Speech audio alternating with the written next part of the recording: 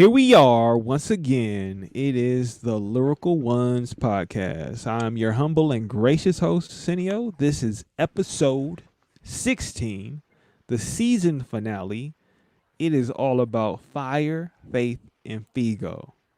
So, with that, let's go around and see how everybody's doing. June, how are we doing this evening? Fantastic. Thank you so much for asking, Cineo. Obviously, what I'm talking about, fantastic. We out here fantastic. We gonna keep it moving forward. Fluent, how we feeling out here today? I'm good, man. I'm in this draft right now. I'm actually drafting for Professor X, but somebody got to do it. When the X-Men, everybody got a job. Everybody's job is important. So I'm out here. NFL season start tomorrow. Wolverine got a team. Beast got a team. Storm and Psylocke got a team. Psylocke don't even play. She assassin. She don't really be paying attention like that. She barely got phone service. Be out in remote locations. It's crazy. Jubilee got a team. She she picked only wide receivers. It's crazy. You really These deep in the kids these trenches right days. now. I feel it. Yeah, I yeah. feel it. So I'm just trying to get a winning team together. Okay, okay, I feel it. All right, I see it. And of course, the return of the chosen one, Figo. What's good? How you feeling? What up, man? I'm feeling good, man. It's nice to be back. I definitely missed you guys, and yeah, I'm a cool space. The world's gone mad and it's burning. Prayers out to folks right now and dealing with these fires. And I think I've, just witnessing things that we've never witnessed in history. At least in my lifetime, I've never seen San Francisco the way it looks right now outside the window, outside my window. Well, earlier today. Yeah. No, I totally agree. I just crazy enough, like I just literally said that. Like I was having a conversation and I said like in my lifetime, I've never seen all these things happen at the same time ever. Yeah. Like we're talking about a pandemic, we're talking about civil unrest, we're talking about a fire that's happening in multiple states. Like we talking about in the past week, Colorado, Oregon, Seattle, and California all experiencing these tremendous fires. Not to mention, like I seen on the news last week in Russia, there's a fire, and they're talking about how that's gonna melt the ice caps because of how hot the blazes are. And I'm like, this isn't a local thing. This isn't like just my state. This is a global phenomenon happening right now where it's on fire. The world is literally on fire. So if it was hard enough to breathe during a pandemic, it's now only been man, I've lost my words just trying to describe the level of intensity and the severity and toxicity of what we're breathing in. Like I was recording the other day and literally was like every verse just because I realize I'm getting the smoke inhalation from working up so much energy. But this is the world we living in. So, with that, kind of where are people at with the fires? How's the fires impacting everyone? June, how's the fires impacting you down there in SoCal? Well, let me tell you, there was a tremendous heat wave where it got to be 121 degrees in LA. And we're impacted by the fires as well. Every morning and every evening, the skies are orange.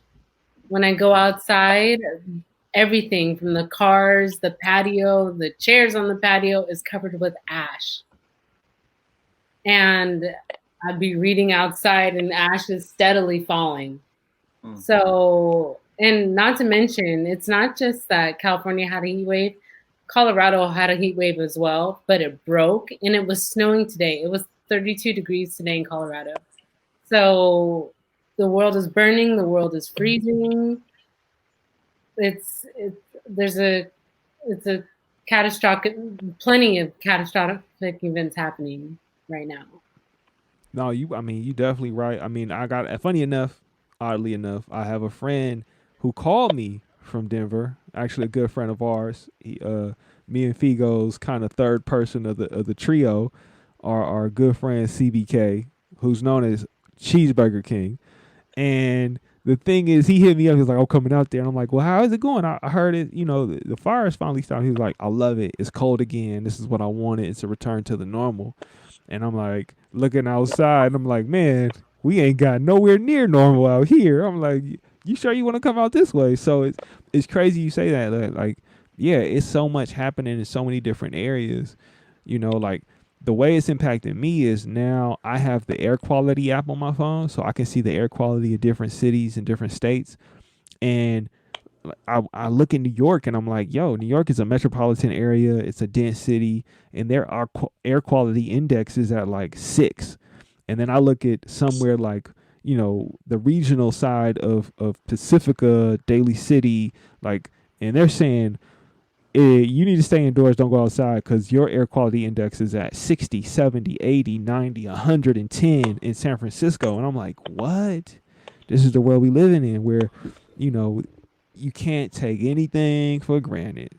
I mean, Figo, how's the fires impacted you and what you've been going through in the past couple of days? Yeah, man. I mean, I'm just hearing it from like multiple angles, from like family that's dealing with it. Like my pops, he's like a handyman. Painting is his profession, and he paints houses. So like, you know, part of his job is being outdoors and preparing for the homes and stuff. And today I saw him. I could just tell there's this like not only concern, but just seeing like, yo, like you got ashes on you. You know what I mean? From being outside. And so yeah, I'm definitely just feeling heavy about that. Seeing like how it's affecting families in general too. Like aside from my own family, and I work with families and youth, and seeing how even like we talk about mental health more than ever, I feel like. And imagine being like in high school and you're already dealing with all types of, you know, depression and other things. And you look outside your window and it feels like the apocalypse is outside. It's like I can only imagine if, you know, if us as like older folks are dealing with it, and it's challenging. Imagine how they're dealing with it. So hearing a lot of stories, trying to make sure that I'm staying in contact with them, stay in contact with their families. And yeah, man, we're just trying to like take it day by day, not to make it a emo episode, but definitely feeling heavy for what's going on out there, you know? I mean, it's I think it's important, to reflect and really be honest with where we're at. Yeah. It's not like we this is a space for healing, and to heal means we got to acknowledge where we are in pain and to know what's happening to us and how it's impacting us. Like, we are looking at a situation right now that hasn't, like, it's kind of like this weird intersection of so many kind of tragic events, and we now are like this new generation that has to like rise above it. This is our time to, like, think about it. We don't have a World War III. What we got is a world that is torn apart. Like, we have a world that we're trying to repair. There's harm that's being done, and we're trying to figure out what is our responsibility to do something about it. And so, you being in the community, me being in the community, us having our own communities that we engage in, we have a certain level of response to what's going on that we have to really be mindful of, right? And so when you're saying what you're saying, you're not speaking on it trying to bring down the mood. The mood already been brought down, and it's out of our control. You look at the sky, like, I mean, I was joking about it on Twitter, but I'm like, the sky ain't blue today. Like, people always quick to be like, well, just as the sky is blue, guess what? That ain't the truth no more. The sky brown, orange, black, every other color. And you gotta be cognizant, and you gotta understand, like, this is what we're under. This is what we're taking in. And yeah, like, I think about my young homie, and he's like, I'm gonna run. I don't care. It don't matter. Like, I'm gonna stay healthy. I'm gonna run through this. And I'm like, you gonna go outside and run in this without a mask? He's like, Blade Runner.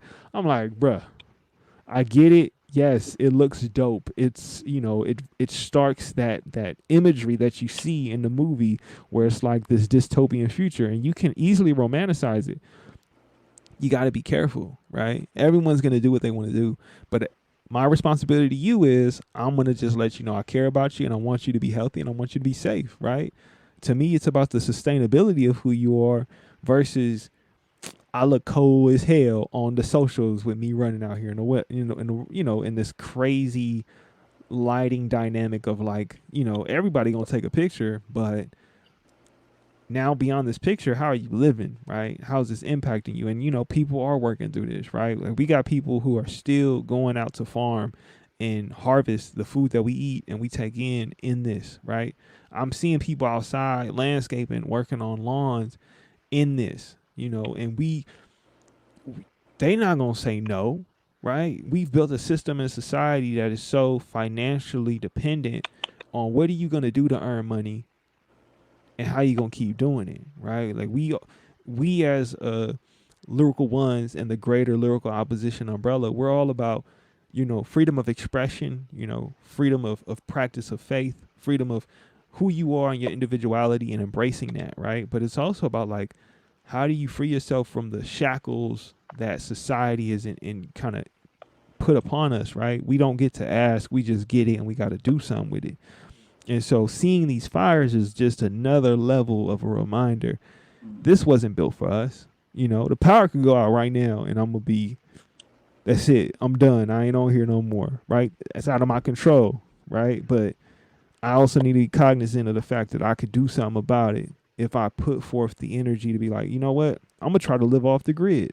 I'm going to try to create my own energy. It's not to say it's impossible. I can do it if I put forth the effort and I develop a plan and execute. And that's kind of where we are with it, right? It's just as much as what's happening to us and how it's impacting the people we care about, the people we love. And then it's us saying, you know what? We're going to rise above it. We're going to do something different, right? PG&E, for those that don't know, for our listeners not in California, PG&E is Pacific Gas and Electric, and they run the utilities in California, right? And I say utility because utility is what we need, right? It's something that we got to use to keep the day-to-day going, right? We live in a society now where kids got to learn from home. You need electricity, right? A utility. And they have created an infrastructure that does not support our need and our usage of this utility. So they're like, oh, we set the last fire, but we ain't going to let this one happen. So we just going to take away your utility as a response, right? But if we were like, we're going to start figuring out how to live off the grid. We're going to figure out how to generate our own electricity. PG&E, we don't need you no more. We do it on our own. We farm our own energy. It's a different relationship to the land. It's a different relationship. And so that, that kind of brings me to faith, right? Like, if it's somebody who I know with faith, and I seen they post and I was like, he definitely rocking with the faith. Affluent. How is faith being shaped for you at a time like this? Whether it's your faith in yourself, your faith in your God, or your faith in humanity, what is that looking like for you right now? It's very interesting because, right, man is always always has the potential to do good and to do bad, right? It's like to show up or not show up, right? It's the coin toss, right? It's that dichotomy of, whether I feel like it or whether I have to, right? It's like, there's really only two outcomes. You either show up to work or you don't. And then once you get to work, then you got two options, right? You either work hard or you don't, right? And then when you're working hard, you either, do it for a long time or you do it for a short time. And you work hard now or you work hard later, but, depending on how you work and how you, put forth the effort, is very important. I think for me, like understanding that God's plan is perfect, which is different from who people are, right? People are not perfect, but understanding that there's still order when things look out of order, right? Gravity still works the same way. Fire still burns the same way. I still need oxygen to breathe. Breathing oxygen my whole life at some point is still gonna kill me. And there's still order to the world, and no matter how much things may look like they're changing, God's plan is, I rest in that it's the same. It's always resting in my faith that the order of things, is out of my control, and they're gonna happen whether I have an opinion about them or not. Now, because of that, and because like the cards that I've been dealt, physically, like I have to, be mindful of, more particulates being in the air, to protect my health and protect, my safety and my well-being, in ways that some people don't have to worry about.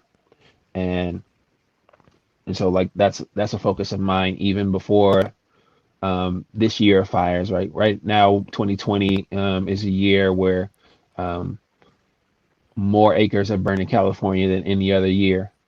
Um, but California is also known to go through, years upon years upon years, up to 7 years of a drought. And that dates back to even before a lot of people were living in California.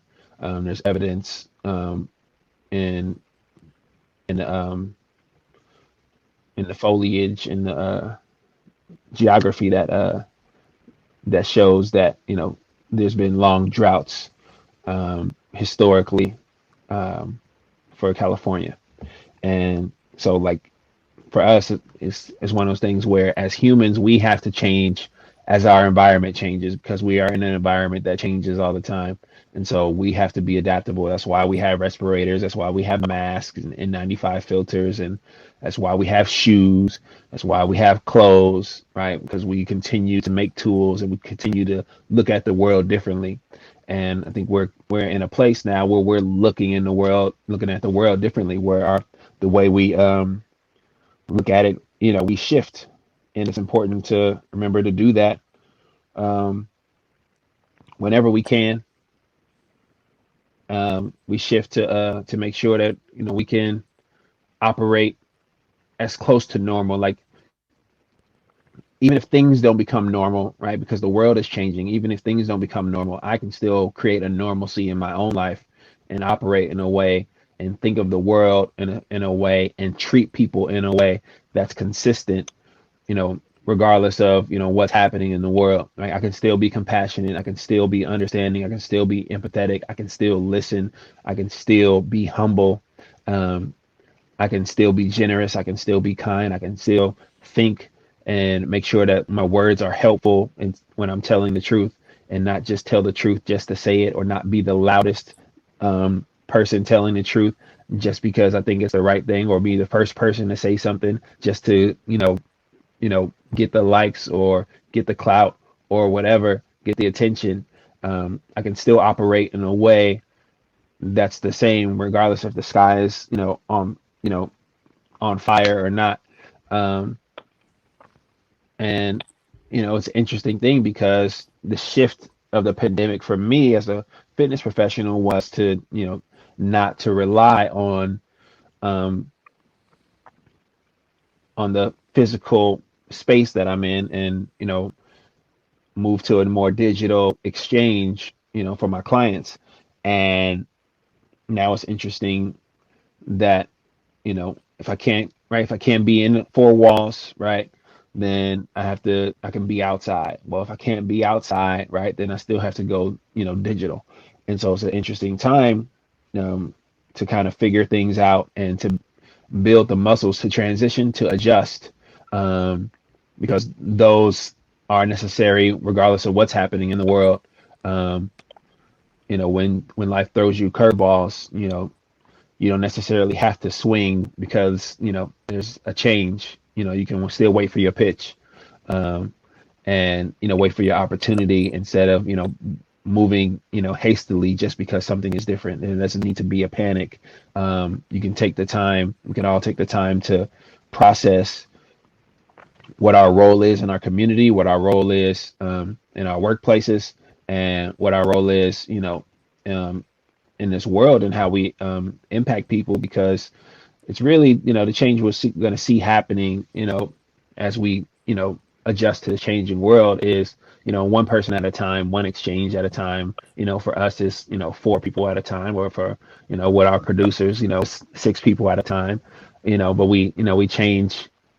uh, we change the world by changing the way we see it. And so when we have exchanges of wisdom and knowledge and lessons that we've learned, um, whether I learned them before you or at the same time as you, or I learned them when in 2001 and you learned them in 2007. Like it doesn't matter as much as we exchange those lessons.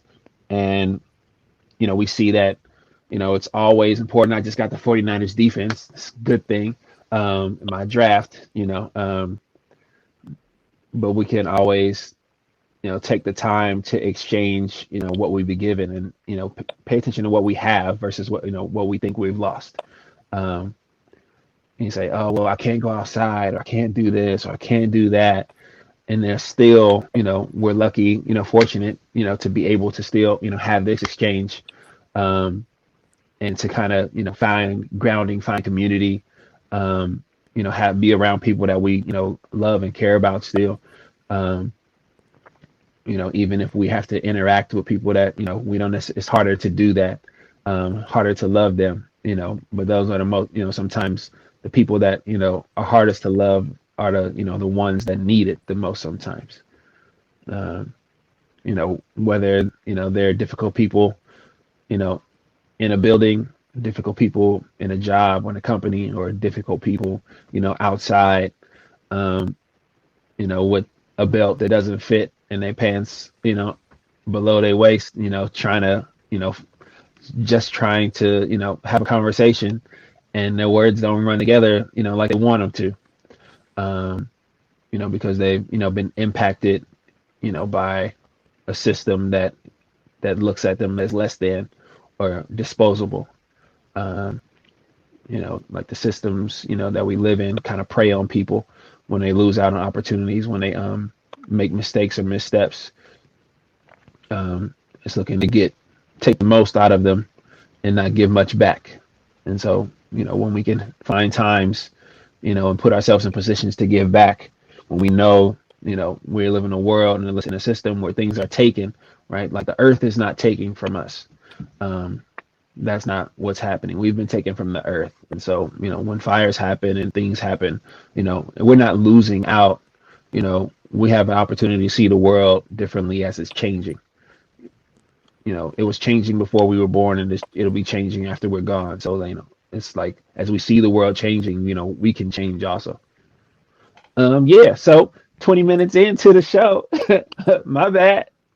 ain't no bad to be given. I mean, thank you for giving us and expanding upon what, faith means and how it shows up in the practice and how you frame your mind. Like, I'm all for the F's today, as you can see, but it is something that we need to be very mindful of, that how you frame your outlook is going to shape how you practice and how you feed your soul, right? How you're going to fall into it.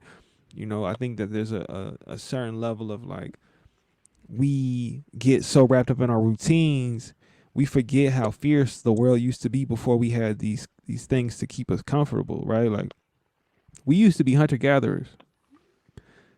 Hunter-gatherer time was all about risking it for the biscuit. Every opportunity that you had to come up was also an opportunity to get got.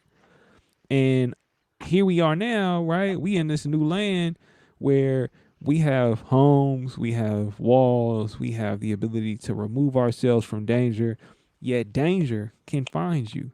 And your response to that, right? Your ability to adapt to that determines your survival. It determines your sanity. It determines whether you keep a peaceful mind or you keep a chaotic mind, right?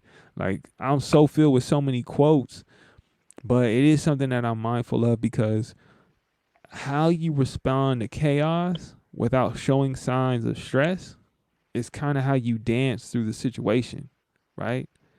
Think about it. A dancer is practicing movement and has to perform, and they practice, they refine it, but at any given moment, chaos can find them. They could slip. Water could be on the floor. Somebody could miss their mark. You could run into somebody. But how you're able to control yourself and stay composed through chaos will make the dance or break the dance, right? If you don't know how to maintain and keep your composure, now you're taking people out of the moment. You've lost yourself in the dance in terms of delivering. But when you lose yourself in the dance and you help everyone who's watching you lose themselves in you, it's the same thing as how you show up in this world and what you're going to do when things do come apart, right? We all have a different level of responsibility, but how we maintain that faith, I think, is key too. Because come on, I'm the dude named Sin wearing a mask with gold teeth. I'm always going to be the one that's going to be represented for the odd people out. And I think it's important that we understand the fundamentals, these bases of faith, because faith, right, it don't have to necessarily mean what you think when it comes to a higher power or a greater being or whatever. Sometimes it's just being able to get up out the bed in the morning and see the world as, I'm going to have faith that I'm going to do something good today. I'm going to make it better for myself or someone else. It doesn't mean it's always going to be a guarantee, and I'm not going to rule it out that for some people it just ain't going to change. But there's somebody somewhere who is like, you know what, like I gotta have faith. I gotta be faithful to myself. I gotta be faithful to my partner. I gotta be faithful to my man. I gotta be faithful to my woman. I gotta be faithful to my kids. I gotta be faithful to my mama. Right? And those are the things I think that tie us together, that help us through these times, right? That like really help us see things in a different light, right? So, June, how does your faith get shaped in this time? How does faith show up for you at a time like this? Well, thank you so much for asking. I just wanted to point out that there are a couple of really good words and points that you made, Sin, and Alflon as well. Not only with being like having a sense of adaptability, like being adaptable, but also taking a look at your opportunities. I know that like, and how you position yourself. Imagine if life were a game of pool and you were aiming to succeed every time. So your opportunities may line up different each time, but it's up to you to recognize what opportunities you can take advantage of most in that moment. So, and I think that's where my faith kicks in, because I had pre-COVID all these dreams set out. I'm going to do this by 20. I'm going to. I had faith to complete all those things in a timely manner, and I still do. However, the timeline and has shifted for some. Instead of going straight back into the workforce for teaching, I'm actually going back to school. So there are different opportunities that I'm allowing myself to rediscover who I am through this challenging time. Because for me, it is somewhat chaotic, and there are times where I want to pull out my hair, or just, not figuratively speaking. Things do get frustrating, especially when you're going off of your time. So I would just say, just trust that there is a divine timing. No, I like we had talked offline about the pool analogy metaphor, and I thought it was so key because it's so real. Like, you play a game of pool, the object to win is you're playing against someone else, and it's like calamity that's like organized, right? It's like this calamitous event. I'm going to hit these balls that are now going to spread out, and I need to figure out, how do I get to the ones I need? And at the same time, there's someone else who's like, I need to get to my balls. And what does that mean? I need to get you out of the way. I need to put you in situations where you can't get to what you need, and I might do the same to you, right? It's a game. It's this right, tango of like, I have an aim and direction, you have an aim and direction, and how do we work these angles? How do we finesse through all of these different situations? Like, when June said that to me, I immediately, Fego, no, we be playing pool, it be going down, right? It be like we going all out on each other. But it's one of those things where when you think about it in terms of life and a game that applies to how we live, sometimes it's not a person, sometimes it's random events, sometimes it's things beyond your control. And how you look at the situation and see those opportunities, maybe it's not to get a ball in the pocket at that moment. Maybe it's to set you up to do it later, right? Maybe it's to set it up down the road. Those are the things that you got to be mindful of, because we are easily convinced that it's just all for us and that it's supposed to be. But what is that without challenge? What is that without actually having to go through a level of grief or some type of stress, right? Going back to the F's and going back to what Alfluent has said previously, it's about maintaining form. Like, that's so key. How do you maintain form through pressure and stress? And it's that practice. It's that repetition, right? That follow through. And I think that right now it's one of those things we got to be mindful. Yeah, you could find faith and opportunity if you're willing to open your eyes and see the opportunity before you. It's so easy to become self-deprecating, to get down on ourselves, to really put ourselves in a hole, especially at a time like this. You look up at the sky and you like, man, it's fire orange red. What's going on? Like, what I'm supposed to do? How I'm supposed to feel? It's nighttime all the time. Like, the street lights are on. What's going on? But at the same time, this is an opportunity to be like, even more. Think about it like this. People were getting tired of this pandemic. People was like, I'm done. I can't do this no more. I done seen it. I seen it with my own eyes. People done traveled, went to the club, and now look, what you gonna do now, right?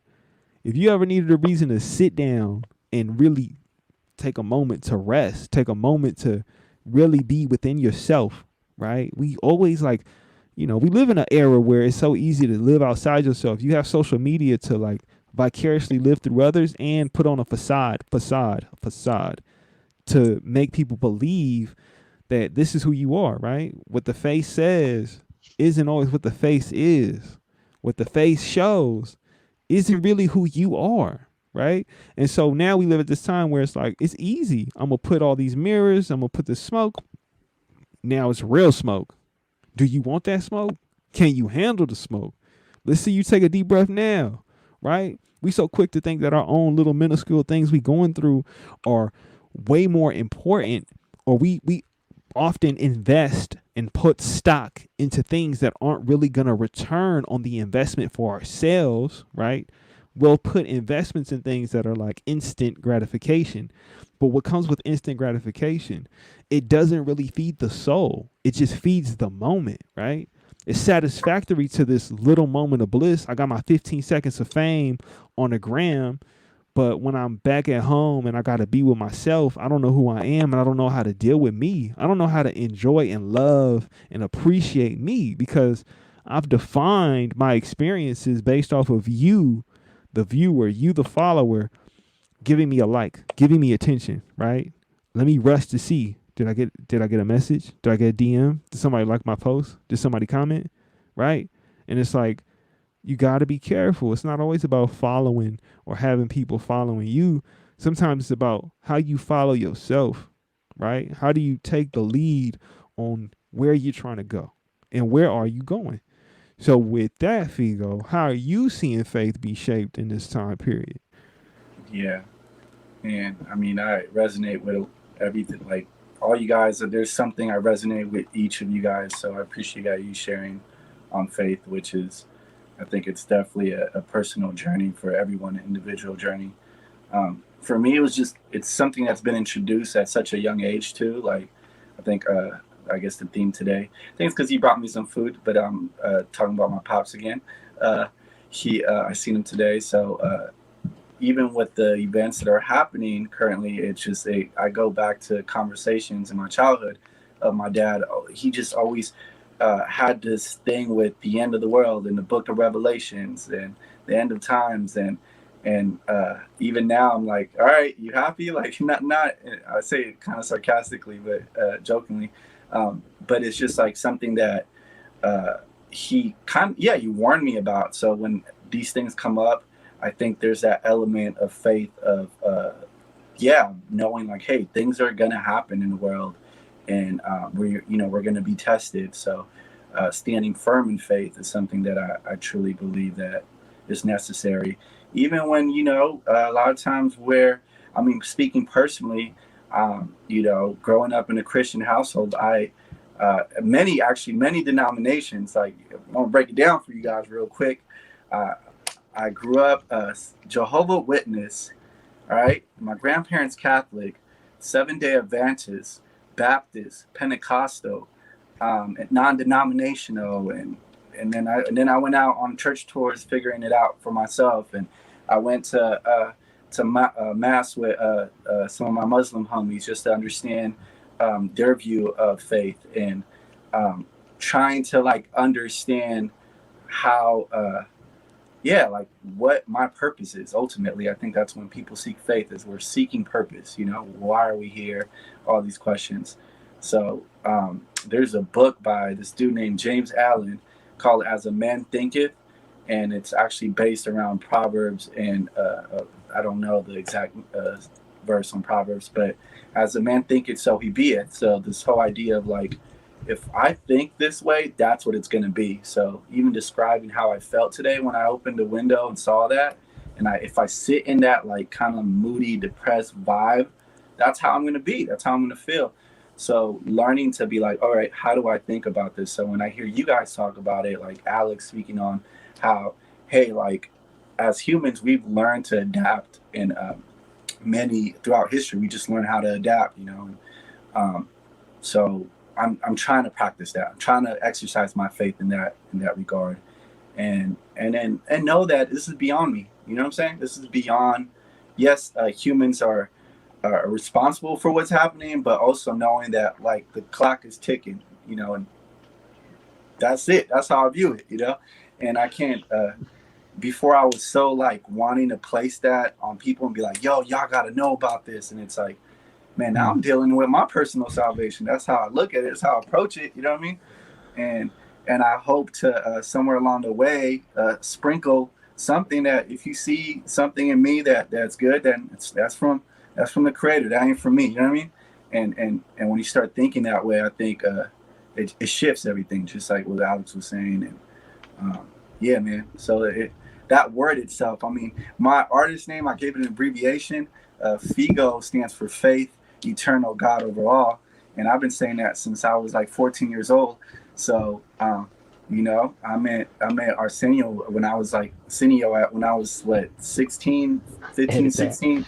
And that's why I'll introduce myself. It's like, oh, why Fego? Because this is what I made it stand for. So, yeah, man, faith, eternal, God over all. So that's overall. This is over everything. That's the way I plan to go out, you know. So anyways, I didn't even go super into that, but yeah. Nah, I mean, you hit it, man. Like, yeah, faith, food, and father. Like, yeah. you know, it is what it is. Like, I can't be mad at it. You know what I'm saying? Like, yeah. I remember. It's funny you say that because every time you say it, I think of you saying it in your songs. Like, you know, faith, eternal, God overall, and I'm like, it's Fego. What's he gonna do? Like, you know what I'm saying? But it's crazy in the sense that, you know, when you bring up the book As a Man Thinketh, it ties in so well, right? Like you being mindful of where your mind is and then how that carries over into your life and then what shows up and manifests itself, right? Because then, you know, goes back to how you look at it, right? The game of pool, right? Oh man, the 8 ball is right next to the pocket I need to get to, right? Oh, that's all I see. That's all you see if you choose to see it. You know what? Let me just get away from that. Let me set that up for somebody else to deal with. Let me put myself in a different position, right? I think that's a key thing to really pay attention to is that, you know, we all kind of have our journey that we're traveling on. Everyone has their own purpose, right? Some is fame and fortune, right? Some it's faith and just, you know, being fearless. And I think that's for each person to decide, right? Keeping with the F's. And I think that right now we have to be mindful of just the fact that like it's easy to lose faith in society when you see like I said, civil unrest, you seeing a pandemic, you seeing a fire, you seeing so many different things that weren't meant for you. And then you're trying to figure out, how do I maneuver through this? How do I maintain? How do I stay firm? How do I stay solid? How I keep my form?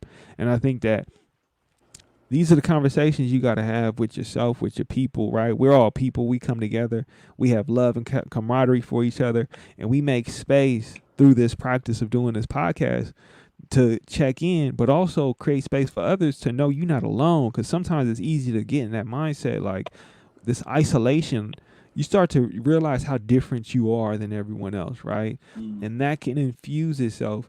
But you know, for me, putting it on my thought process and faith, I've been waiting for this my whole life.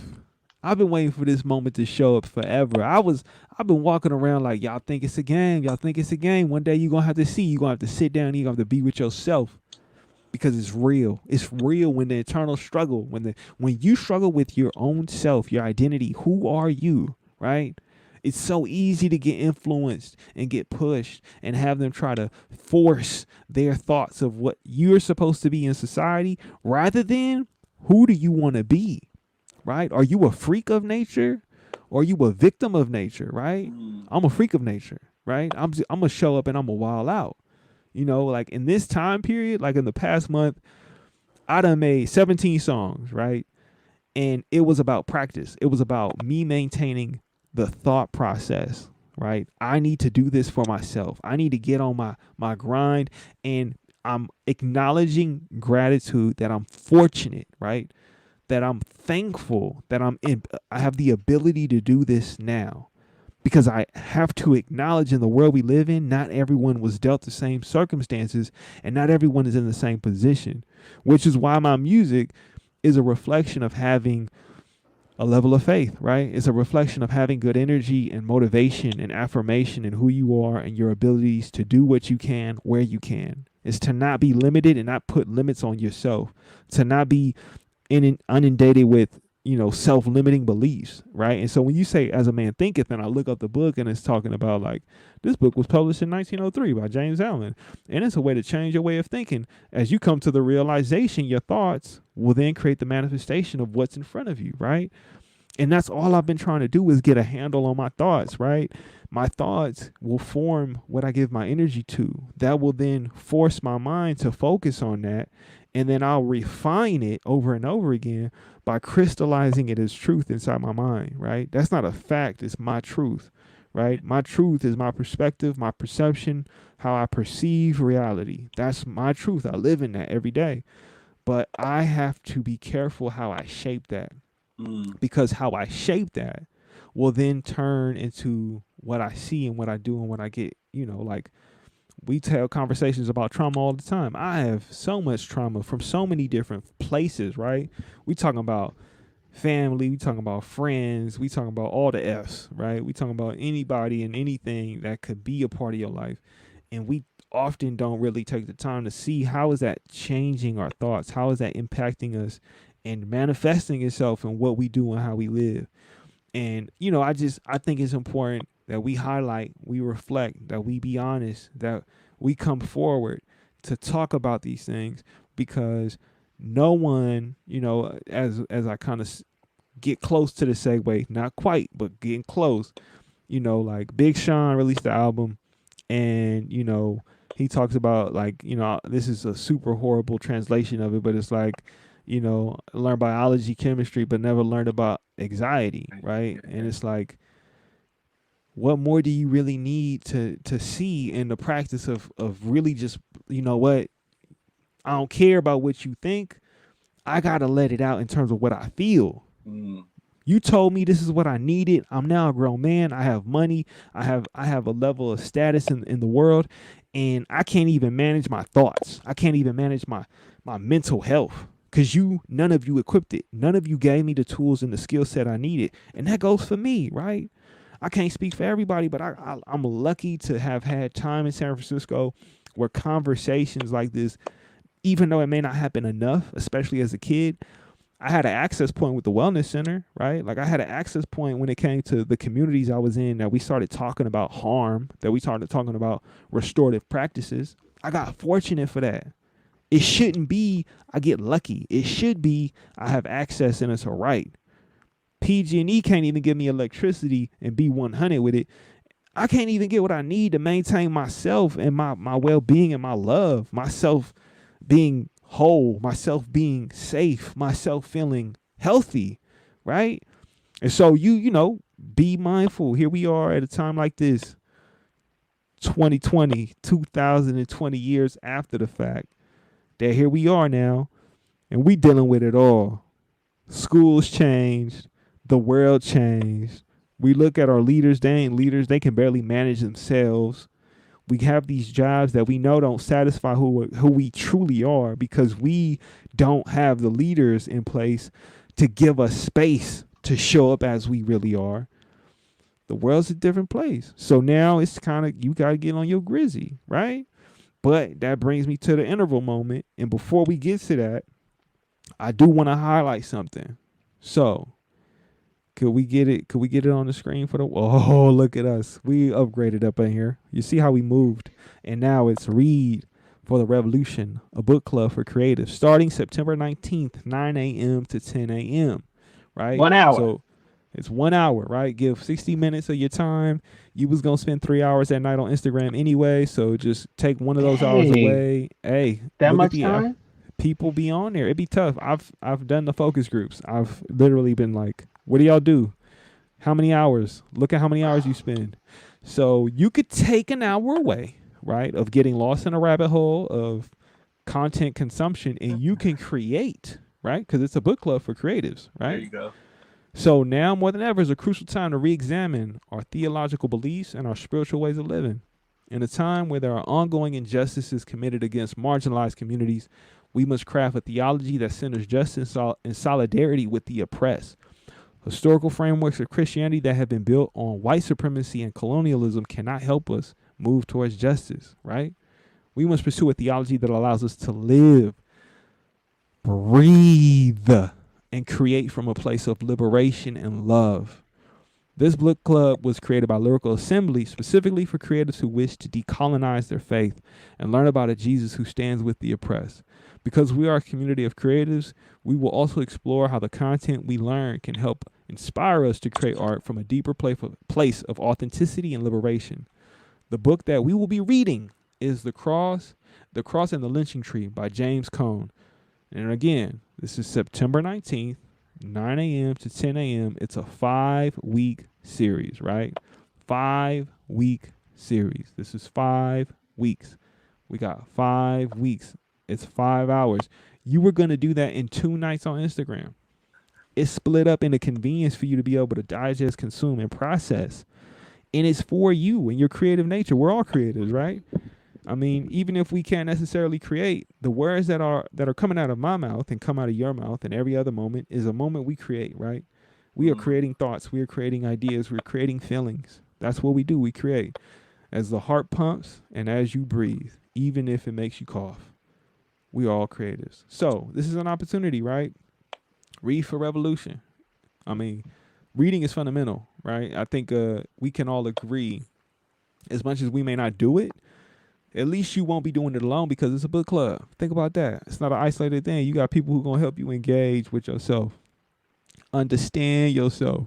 And I think that, it's important that we stay in tune with the act of learning and discovery together as a community, however that community finds us. I know Zoom has made us all I'm tired. I can't do this no more. I'm on the camera. I got to put on a show. It's okay to turn the camera off sometimes. Give yourself some space. It's okay. Don't be disruptive. Don't be harmful. And if you do and you are harmful, I hope someone's around you to receive you, because you only doing that because you need someone to receive you. I get it. We in this time right now. I done seen the kids turn up at the school something rough, and I was hearing all the adults get all in a power basket, right? They get in a little power hierarchy. I'm a teacher. You should be thankful. You should be grateful. Thankful and grateful for what? We living in? We live in a pandemic right now. Most of these kids don't even got their basic needs being met. People be so quick. Well, why they got Jordans? Because we live in a society where that's the only thing we got that could give us some sense of validation to make us feel good about ourselves at times. It's instantaneous gratification. It lets me know that I'm seen and I'm identified and accepted amongst my peers, because that's the practices. Thank you very much. Put the J's up one time. Because we all had a moment where that's where we got our joy, right? We all had that moment.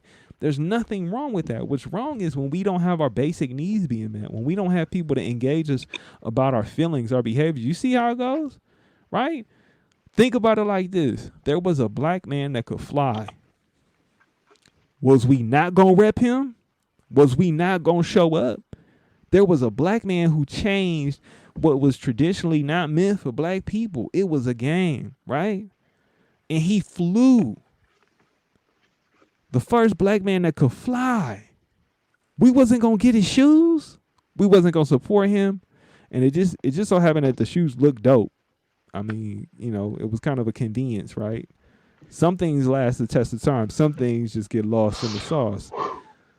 And there's a testament to that, right? There's an understanding of that, right? We could say it's consumerism, but you lose the scope of the society that was created around us that made us into consumerists. We had to find our footing, right? The shoes, footing, F, the word, right? Fly, right? Be fly, look fly, Still fly. Yeah, right. But it's one of those things that you have to really like be mindful of, is that we didn't necessarily just say this is the world we wanted. This is the world that we showed up in.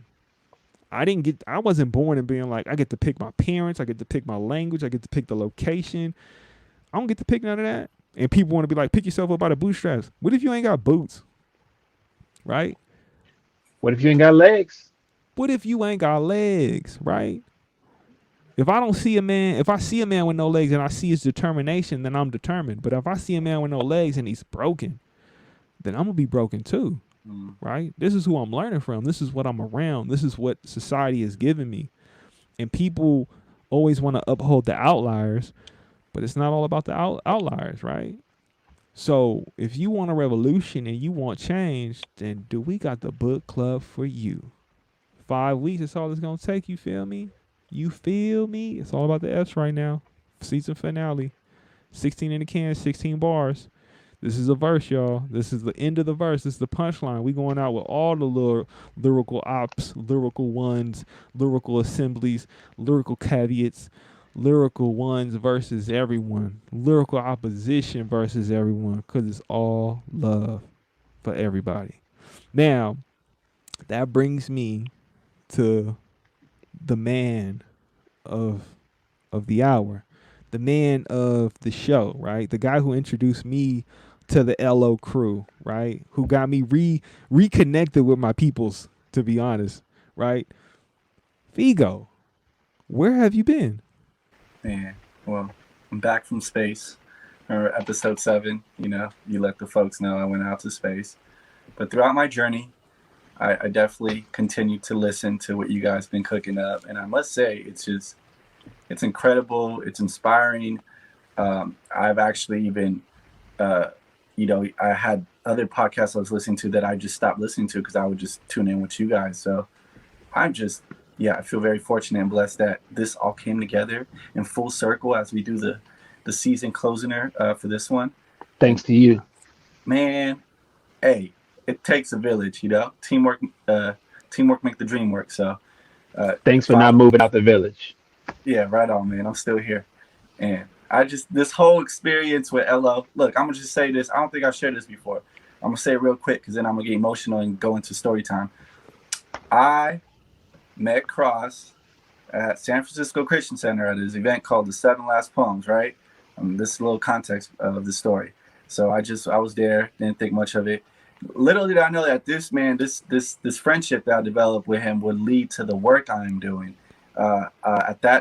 During that time, I was unemployed. I was living in Richmond with my mom, and I met Cross, and he was telling me like, "Yo, I'll start getting invited to shows, right? So I'm doing these shows, and I'm hogging the mic. They're like, get off the mic," but I was like, always with that Kobe mentality, Mamba mentality. I'm gonna keep taking all these shots, and anyways. Fast forward, he takes me to June Jordan. This is a school in San Francisco in Excelsior that's like up the street from where I live. And I just sat in the classroom and I was like, man, this seems like a really dope job. This is just what I'm thinking, And then I met this another dope poet named Bailey Fan. Shout out to her. Chop it up with her tomorrow. Easy. And she's like, hey, you should apply for this job. And I'm like, I don't know. I don't got the right papers that say that I can, She's like, nah, it's good. All you got to do is take this test. Whoop-de-whoop. I'll spare the details. Took this test. I went to this interview thinking I'm not going to get this job. Boom, I got this job. And from there on. Shout out to Bailey. Shout out to Bailey, man. And it all came from just going there, showing up, like learning the power of showing up. You know what I'm saying? Like tonight, showing up, having this conversation, being fed by what you guys are sharing. It's part of it, showing up. It's half the battle, right? So I'm going through that process. And I've told Cineo this whole story as well because he's seen me cry and go through the whole journey of being an educator and being in that role. And then I ended up working at Mission High School where my mother went to. I'm like, oh, this is part of the neighborhood. I'm like, this is all connected to my roots. I worked there, run the program there. And then next thing you know, an opportunity to work at a youth center that has a studio, recording studio. Bam, I'm there. And now I'm here currently doing that work. And I'm blessed to be able to be doing this work. And yeah. Anyways, I try to wrap it up quick, but it all came from showing up and having this conversation. It was like divine intervention to do this work. So yeah. I mean, if anybody's been like being paying attention to these podcasts, Cross kind of is divine intervention in human form, right? You'll hear these stories about how Cross just kind of somehow ends up in the equation of someone's life, right? It could be a PlayStation 2, it could be, I don't know where I'm gonna live. Like, it could be anything. And next thing you know, Cross in his passive Jay-Z like stature will just be like, what's up? Yeah, And I know next thing you somebody. know, your whole life has changed. You're hosting a podcast and you're like talking about investments for the long term and stocks. So, Cross does things, right? Cross gets things done. Like he is Connector. I Yeah. mean, he's definitely a connector. Like you talk about the plug, but Yeah. who got the socket? You know what I'm saying? He know where the socket be, right? Right. It ain't no good being a plug if you ain't got the socket to connect with, get that energy. And Cross definitely knows how to connect the ends together. He just sees it, he makes it happen. And so that brings us to like, Fego, like you've been releasing an enormous amount of music, right? Like Yeah. some really great songs. You've had these features, like especially the two songs that have recently come out, right? Yeah. One of them is Mamba Mentality, isn't it? Yeah. Yeah. Mamba mentality. So it's not just a statement, you really about that life. How Yeah. did this Mamba Mentality song come together? Man, it came about just mourning, to be honest, and wanting to be sensitive about even putting it out. Felt like it felt heavy, but also felt so personal because, we released it on A24, and those were Kobe's numbers coming into the league and leaving, and the day after his birthday. So we wrote it, but we wrote it fresh when we heard of the tragic accident. So when we wrote from that perspective, like shout out to Adriel Diaz who featured me on the record. He also was mourning, and it was almost like two generations on the track because he got introduced to the Kobe with the 2-4.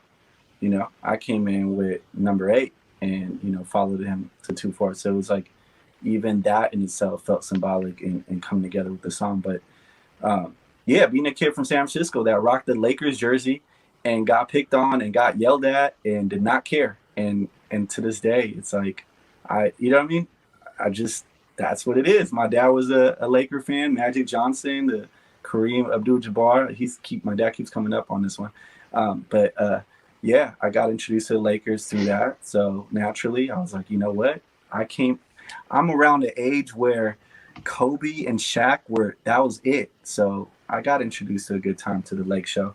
And but beyond that, Kobe was someone I studied. Like his interviews, just the way he looked at the game, man. This dude's like, man, he was just so diligent and disciplined to the craft, and that's something that I try to apply to my work as well. You know what I mean? Like, and learn from that. You know what I mean? That Mamba mentality of like, literally, just obsessive. It's how you would describe it. And some folks may say it's unhealthy at times to like, but I'm the type of guy I'll be in the studio till 4 or 5 in the morning, like when the sun's coming up, and people are looking at me like I'm crazy, but I'm like, I love it so much, and I want it to be just right that, yeah, I take pride in that and take pride in sitting there with folks and crafting a song to the best of my ability. So when I do these shows, I'm giving my best. So, yeah, Mamba mentality could be applied in many areas in your life. It's not just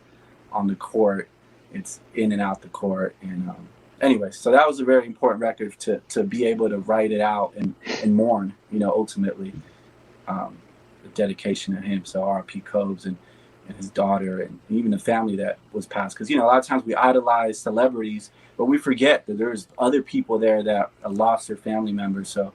It's a sensitive thing where I've never done anything like that, to be honest with you, like write a song about someone I've never met. I've never met him, It felt like almost like, I'm not going to get into the whole story time, but it felt like I was about to meet him because back to Cross, some of the folks that he knows was sitting down with him. And it was just like, I'm about to meet him. Like anyways. But, Lord willing, we see Kobe up in heaven, throw some shots up, man. I mean, it's crazy when you said that. It reminded me of the conversation we had about that and how like this was kind of like things started to change, especially for us, especially when it came to being artists. The level, kind of added on to the story. Cross only not only is he a connector, he provides people a platform, right? So when I say like June, when you think about your attributes as an artist, what does that mean when it comes to Cross and you? Ross is the one that gave me gave me the platform. He's the one that I shook hands with before I even became a contracted artist with LO. I mean, and it was his call to make me a host on Lyrical Ones.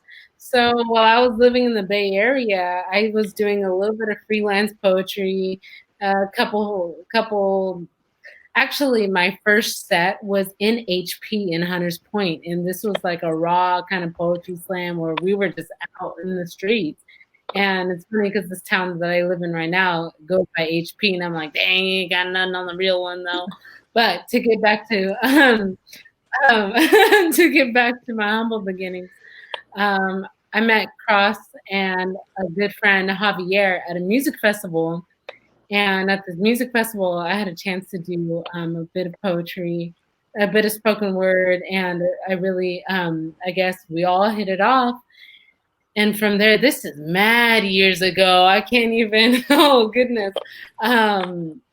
Well, from there, I was introduced to the rest of the LO family because the LO family was going strong. I mean, like 20, 30 deep, like just to meet up and check in to say, hey, yo, like, so we've definitely seen abundance in all forms. We've seen an abundance in not only a plethora of people, but in the depths of relationships. So I'm so happy to say that one of those deep relationships is the one that I feel that I have with Cross on a professional level. So I'm so thankful. See, right? So that gives context to what I'm about to say, right? Because Fego, as long as I've known him, I knew his artistry first. Like Fego is a lyricist through and through. I'll say the story happily every single time because that's the joy it brings me to remember it. Fego, young buck, high school freestyle battler, was witty, animated, and gutter all at the same time, right? And so anybody who remembers the era of kind of the 106 in Park freestyle battles, or like, what it meant to kind of like have the battles that happened at SF State, like, there was a lot of MCs and they were talented, but they were either too animated or they were just, I'm going to kill you. And Fego was like, I'm not going to kill you, but I'm not going to be super soft and animated. I'm just going to humiliate you and make you look stupid. And do it in such a real and authentic and genuinely gutter way. So to me, when I seen him come in, I think was you like 15, 14 at Grind and Glory? 15, yeah. He's coming in going against people from the town, and they all ready to take people's heads off. And you just got this young Latin cat, super smooth, coming up, and he's giving it to him. And I'm telling you, like, your favorite rappers in the building, and he's like, this guy got to win. This guy has to win. Like, if y'all don't yell for this man right here, this guy, this is the guy, right? And so to me, I'm like, yo, whatever you do, I can't let you leave without you being connected to what we do, right? And so Fego has always shown up as being authentically himself, like not trying to rep for anything other than his faith, for his family, and for his friends, like ultimately, right? Like really showing up in a way that's thoughtful and forward thinking, right? That's responsible to his community. And so he had a message. He always had something to say. So we go through the struggles, the ups and downs. And I remember when he was like, oh, I'm working with Lyrical Opposition. And I'm like, oh, that's what's up, He tells me it's about. I'm like, okay, cool. We'll see what happens. I remember Lyrical Opposition from the MySpace days. We'll see. I don't know. We'll see what happens. And then he's like, yeah, like we're doing shows. Can you come through? Come through the show. He's killing it. It's beautiful. You see the growth in his ability as an artist, but you also get to see the growth in like he's moving up in the ranks of LO. He's moving up in this group and he's earning their respect, their trust, right? To the point that he start organizing his own shows and he starts like, you know, we got papooses in the house. Like the dude is now taking things and making something of it. It's manifesting itself. And he's like, yeah, Cross is gonna manage me. And I'm like, yo, you got a manager? Like you got somebody who's thinking about you and what you do. And I was like, yo, this is dope. Like this is progress. This is growth. And so remembering the conversation, like, you know, Cross is a dude who's you know, as much as this is about Fego, it's about LO at the same time. It's a relationship that is being crafted. And it shows kind of the power of Lyrical Ones and how these things come together. Because Fego really was central in this podcast coming together. He pulled me to the table. You know, he felt like my voice was needed, and I was thankful that he could even offer me the opportunity. And now, boom, look at we here, right? 16 episodes in, we got a whole first done, and as we hit this last bar, exactly, we hit this last bar, right? You got to really take into account the context of everything. Because what it means to be an artist, especially from the Bay, like, there's only so far you can go, especially when you're a person who's like, you know what, this is what I'm going to rap about. I'm going against the grain of what's around me. I got to be myself and be genuine and authentic to something that isn't always seen, right? And so LO really provided that space. LO was really like thoughtful in nurturing, cultivating, and crafting that to now we got these songs that he's putting out.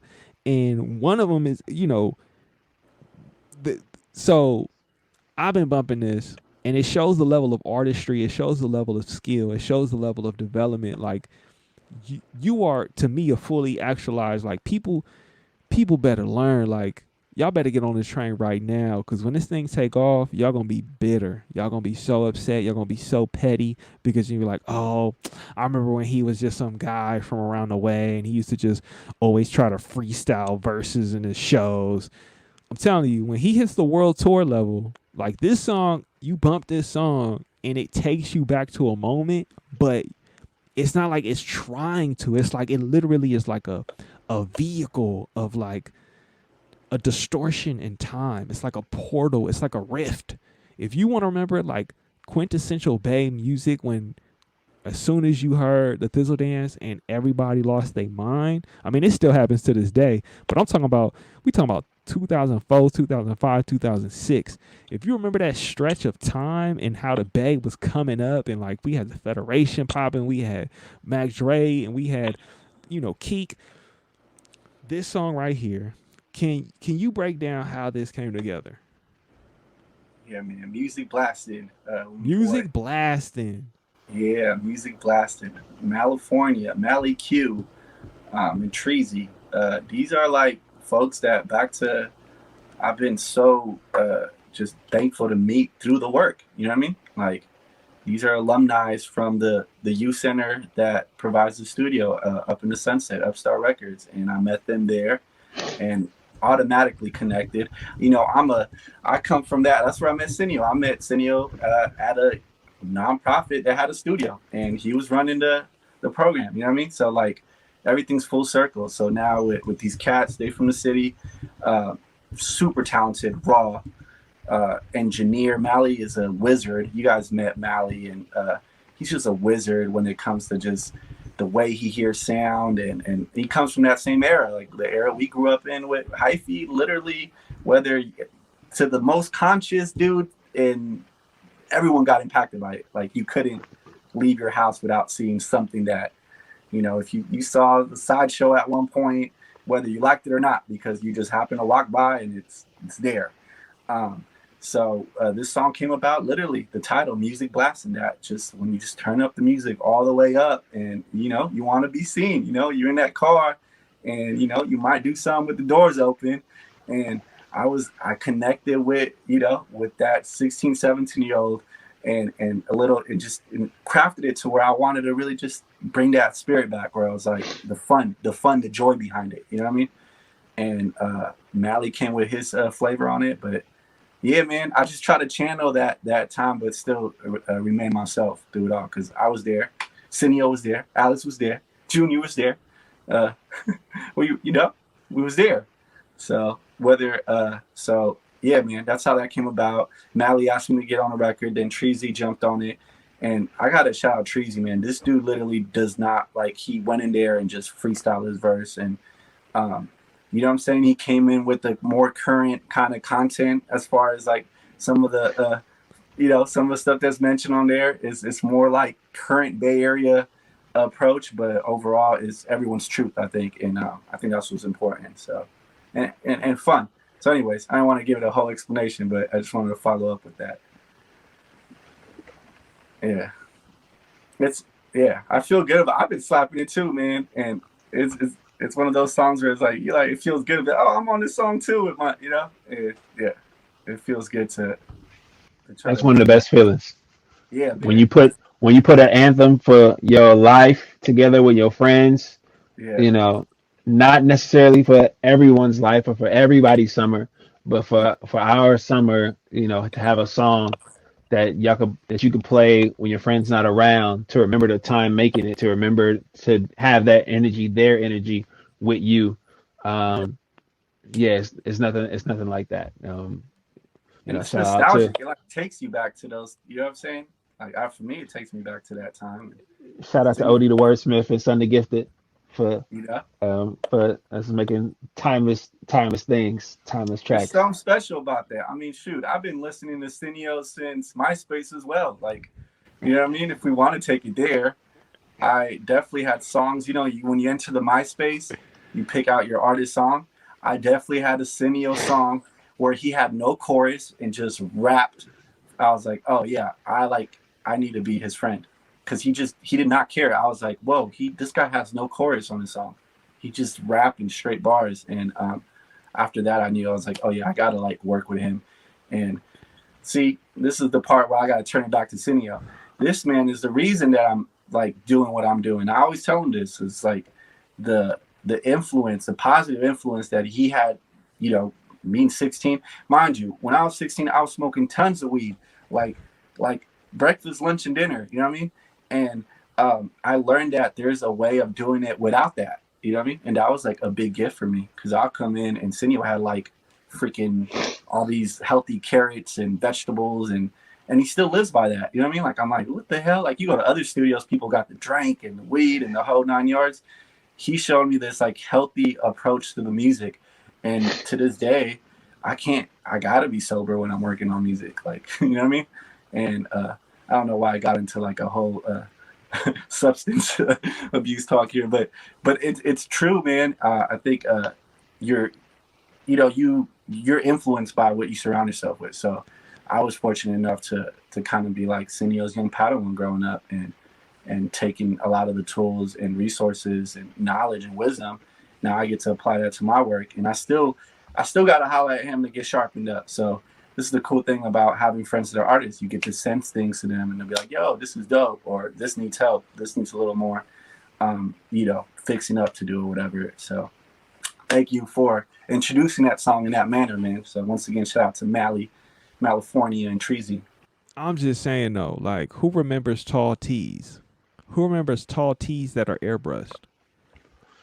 Oh, I remember those. Didn't have all of those. I mean, who remembers the colored T-shirt you wear under your tall tee to match your outfit? Now, let me tell you something about that. Because before the tall tee, there was a long sleeve with underneath the short sleeve. I remember that.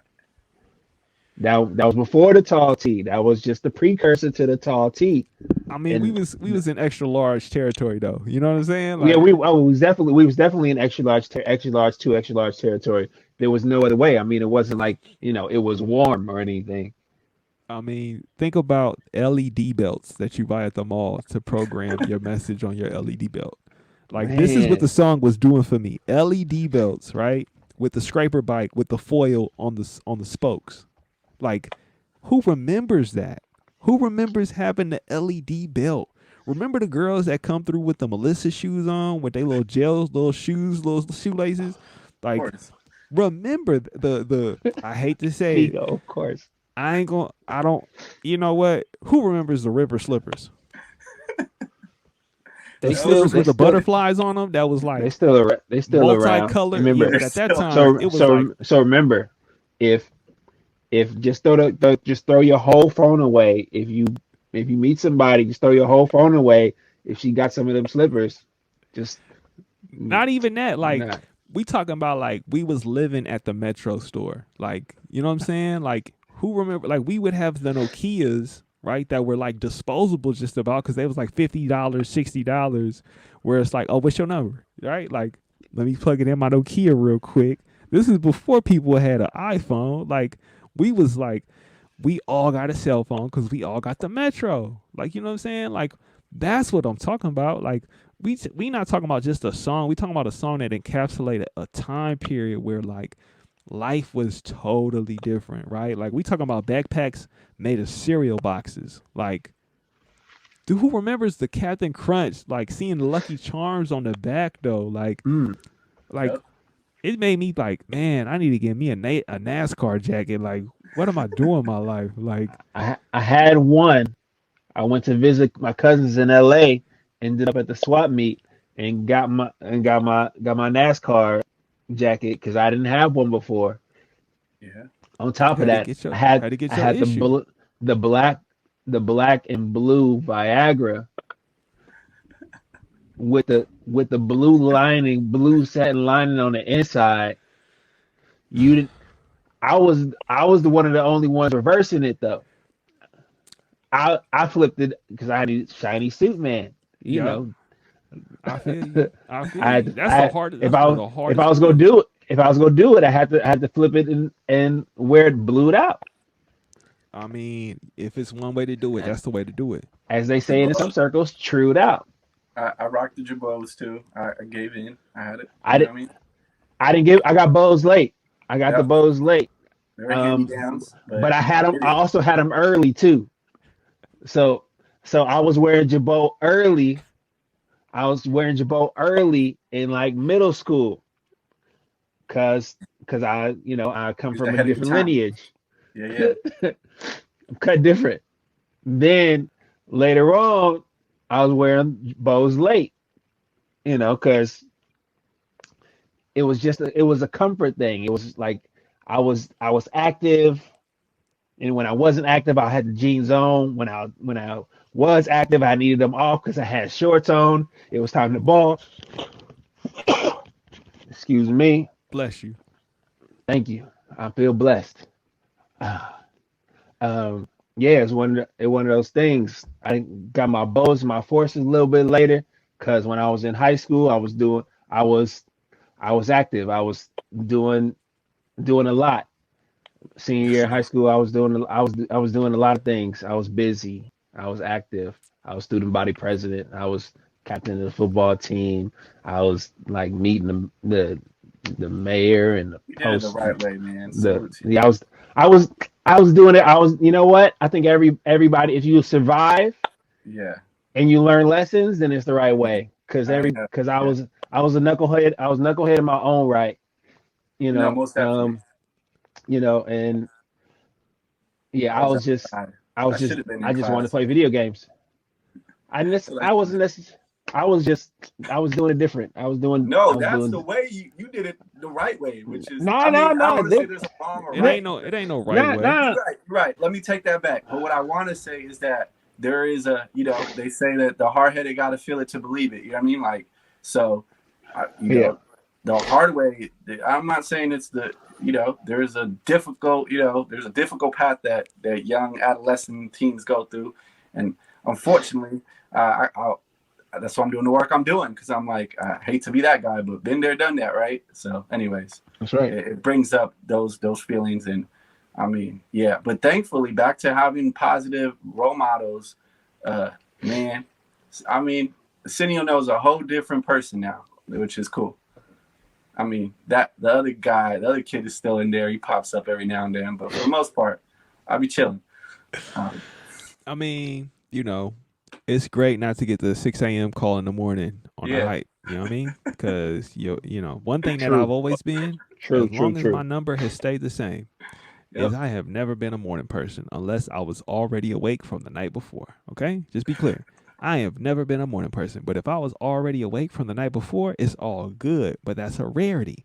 And so Figo, being an active member of society who's Out, just out, moving and grooving, shaking and baking, he would hit me up on whatever hype. Hey man, it's 1 a.m. in the morning. out here, bruh. Can you come and get me? It's 6 a.m. in the morning. I'll just have some thoughts to get off.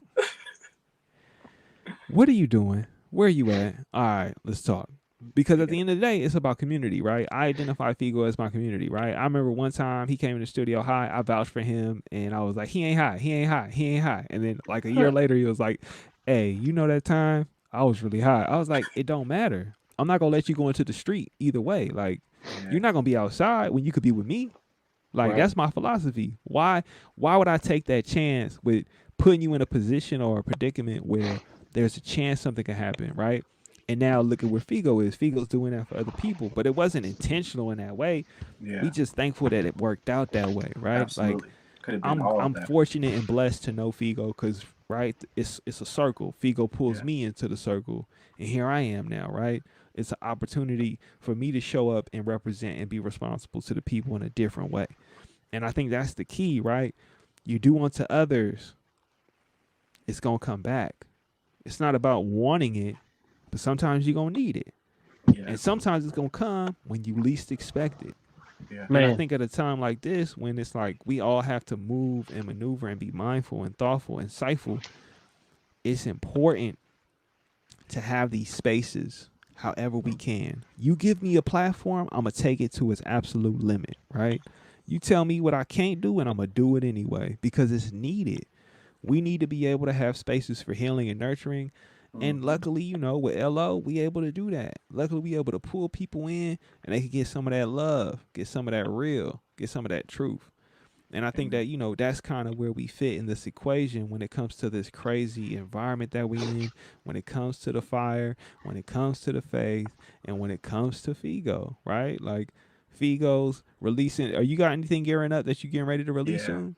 Yeah. I got 2 songs that they're in the oven getting mastered. So, um, yeah, I have 2 songs. One's titled Saturn's Return, um, and the other one is titled WYD, which is for those that text people that it's an abbreviation for what you doing.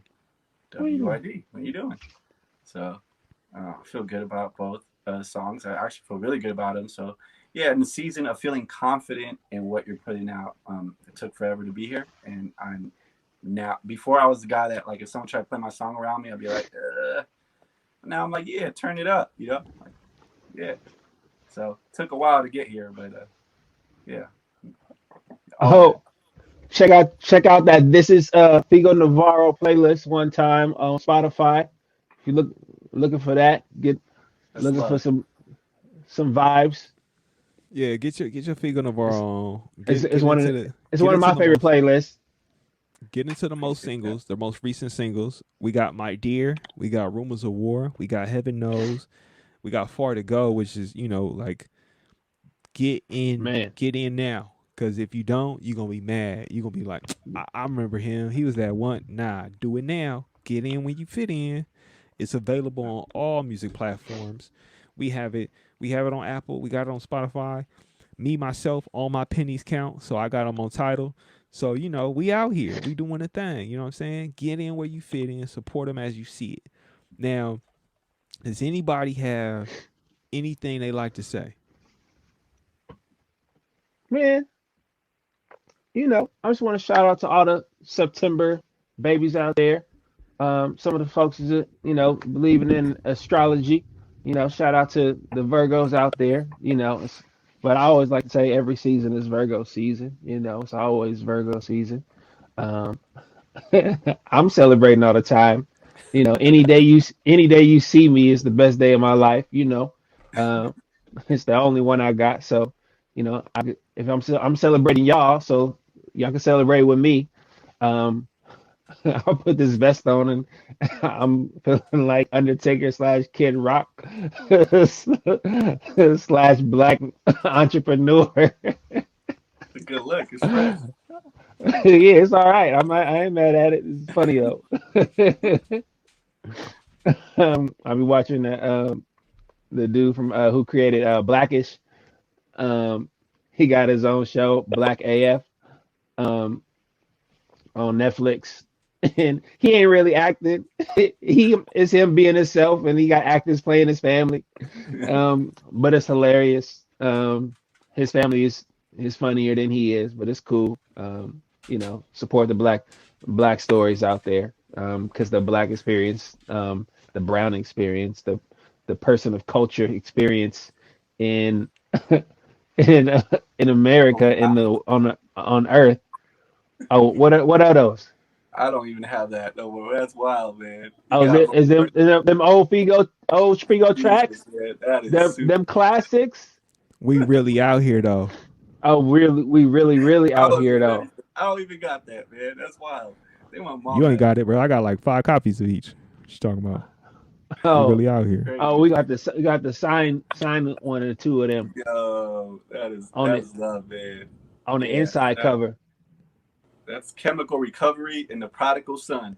It's 2 mixtapes that no one's ever heard unless you had that CD. For real, Nice. you can't get this on no streaming platform. You got to be a real fan. I love those, like them old Cash Money hits. That's wild, man. I'm about Them to old cry. Cash Money records, hits. You gotta know somebody that had them. Not to mention all the burnt CDs I got at Fego. So Yeah. I got some. We Man. got some stuff in the woodwork. I plan on making $1 million after he make 10 because I'm about to release all his old stuff. Y'all don't know. Y'all finna get that unauthorized Chronic 2002.5. Watch. Oh yeah, all I'm them saying, I'm about to get my sugar old on. Snoop. That's I'm about to right. get There that you go. That Suge Knight, when the Chronic 2001 came out, he came out with the Chronic 2000. That's why it's 2001. About to come out with that Figo 2020, 2020, 2020. Watch. I got you. That's Y'all crazy. better get it now because I'm I telling you, I'm wasn't about ready for that. I legit haven't seen that in years. That's why I'm kind of tripping out right now. That's Bro, you wild. tripping, bro. So off that, I just want to say to the folks that show their true colors and really support you, like Big Sean says, some people was in my business but didn't support it. It's real important to honor those people that that show up right in your life, because they stick around. The ones who are transparent and honest, and make it clear where you stand in their life. Do the same thing with your people. Let them know you care about them. Let them know you appreciate them. Let them know they have value in your life, and that you want them to be around, and that it's important to you that they are around.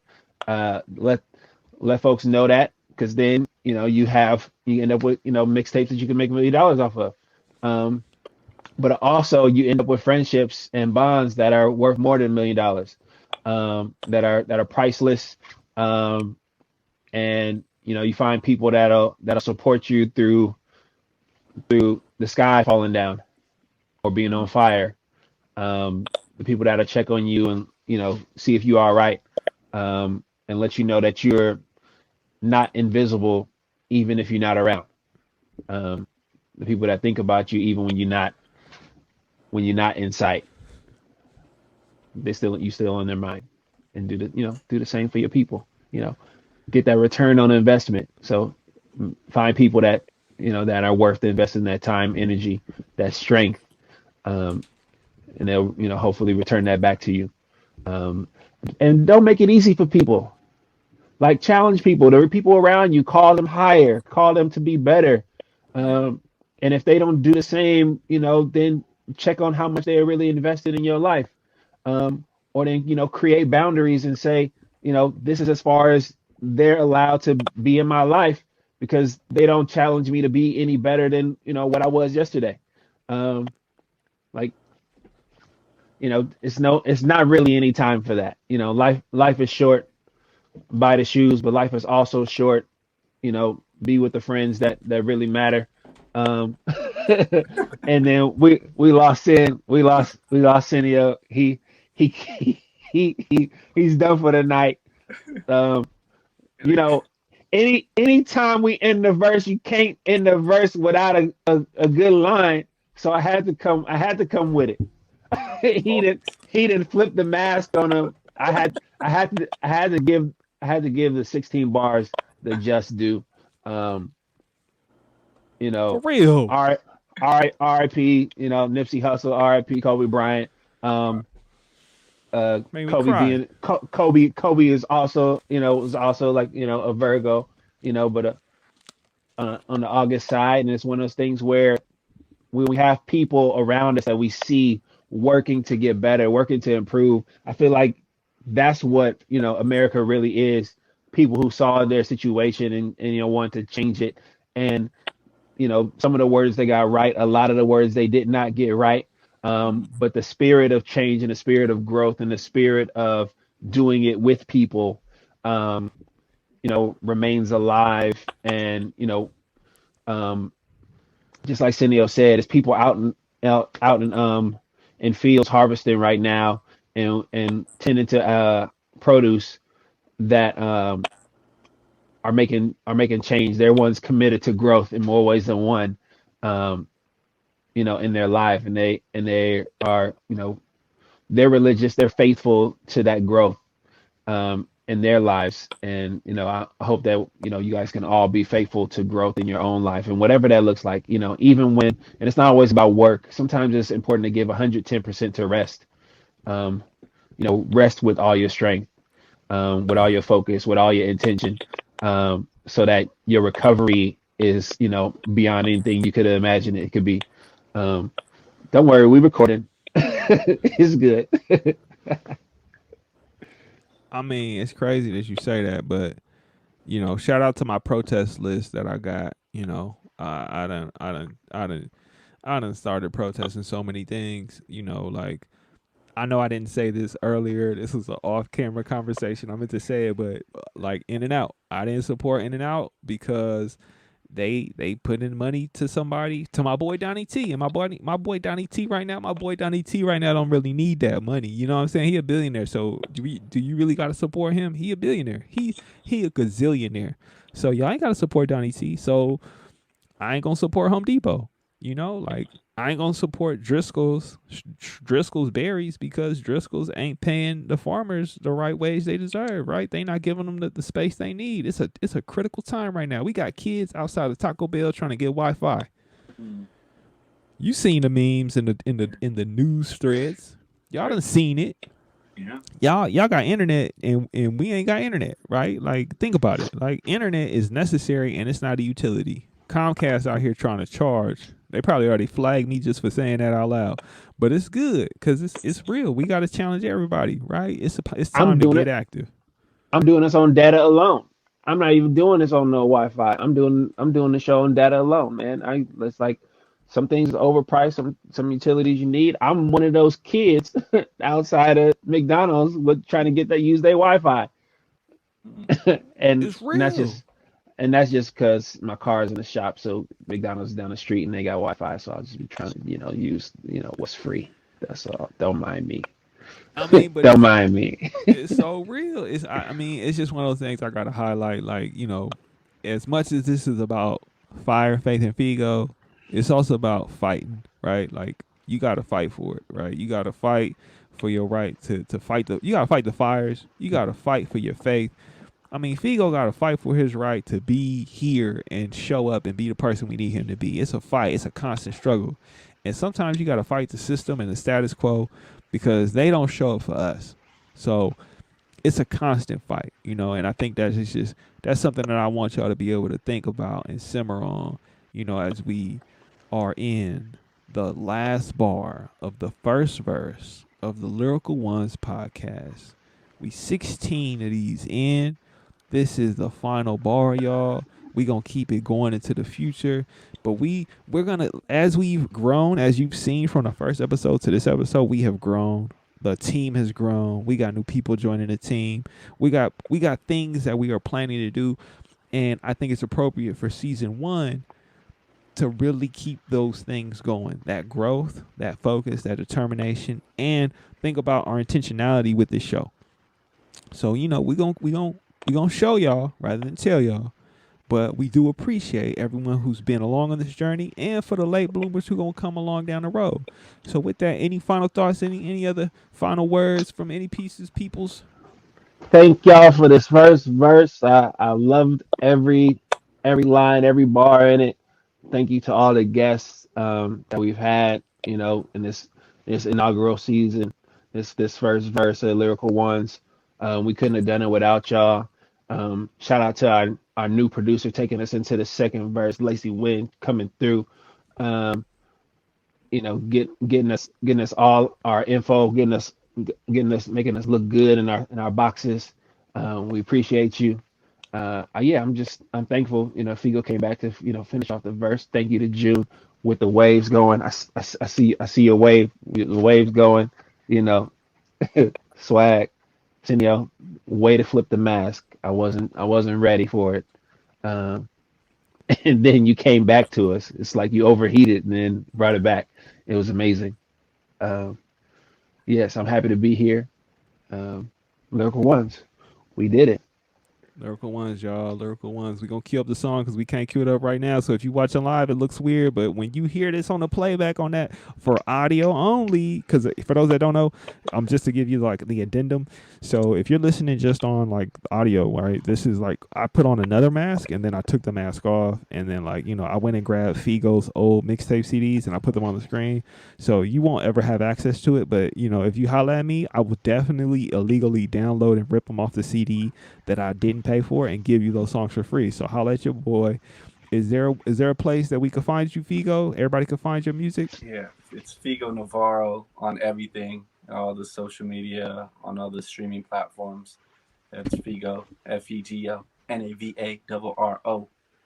That's it. Yeah, right on. Thank you for having me. Thank you for bringing me back up in this thing. And yeah, are we like dancing right now? Yeah, like Nah, act like we a just fool and just dance if you want to. It's all good. So, it's been real. Lyrical Ones. Hey. One. It sounds just like the track. Oh, It do. Cause like it's the her. live version. Lyrical So it's been real, y'all. Y'all have a blessed